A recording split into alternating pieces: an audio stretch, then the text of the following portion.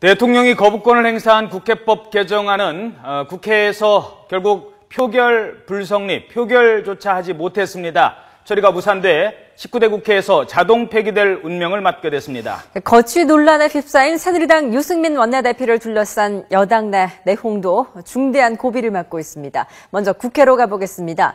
이승현 기자. 네, 국회 나와 있습니다. 자, 먼저 이 국회법 개정안 소식부터 알아볼까요? 어떻습니까? 지금 여야의 입장 차이가 많이 달라졌었는데 재의결에 붙여졌지만 무산됐다고요? 네, 그렇습니다. 국회는 오늘 6월 임시국회 마지막 본회의에서 국회법 개정안을 제2에 붙였지만 의결 정족수 미달로 표결이 불발됐습니다. 오늘 오후 3시 40분부터 1시간 정도 표결이 진행이 됐는데 국회의원 130명이 투표에 참여했습니다. 제적의원 과반인 150명이 미달해서 이 안건에 대한 투표는 성립되지 않아 개정국회법은 19대 국회에서 자동 폐기 수순을 받게 됩니다.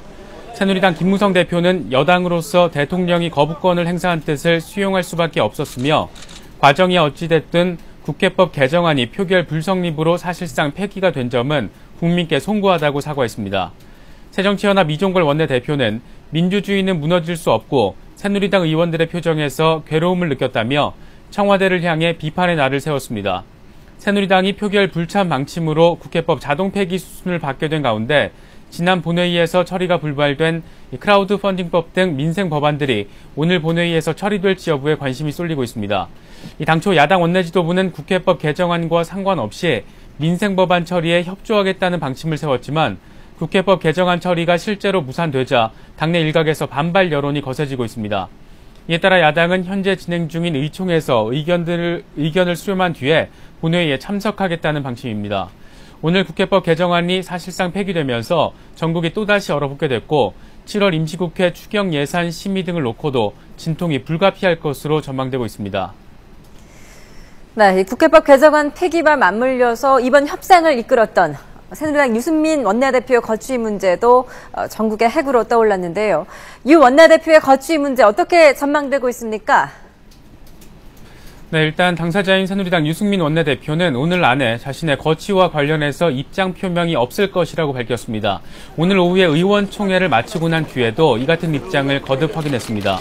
하지만 유 원내대표가 협상을 이끈 국회법 개정안이 이 대통령의 거부권 행사 이후 폐기 수순을 받게 되면서 유 원내대표의 정치적 책임론은 본격적으로 고개를 들 전망입니다. 그동안 자진 사퇴를 압박해온 친박계 의원들은 국회법 문제가 매듭지어지는 오늘을 자진 사퇴 시한으로 못 박아왔습니다. 반면 유 원내대표의 사퇴를 반대해온 비박계 의원들은 집단 움직임 조짐을 보이고 있어서 이 당내 계파 갈등의 신경전은 더욱 치열해지는 모습입니다. 유 원내대표가 자신의 거취 문제를 언급하지 않겠다고 밝힌 가운데 친박 또 비박계 의원들의 정면 충돌 가능성까지 제기가 되면서 여권의 내용 사태는 중대 기로에 선 모습을 보이고 있습니다. 지금까지 국회에서 YTN 이승현입니다.